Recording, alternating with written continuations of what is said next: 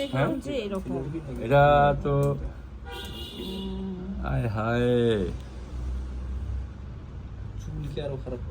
আমরা আসছে বুঝছেন, আমি তো আর কোনো চিকিৎসা অন্য জায়গায় কোনো চিকিৎসা করাইছেন নি? আরে না, আচ্ছা, কেন আপনার কাছ থেকে আবার কোথায় যাব?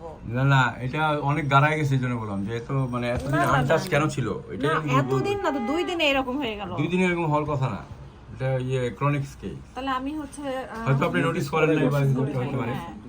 2 দিনে এরকম হওয়ার কথা না কোনোভাবেই না।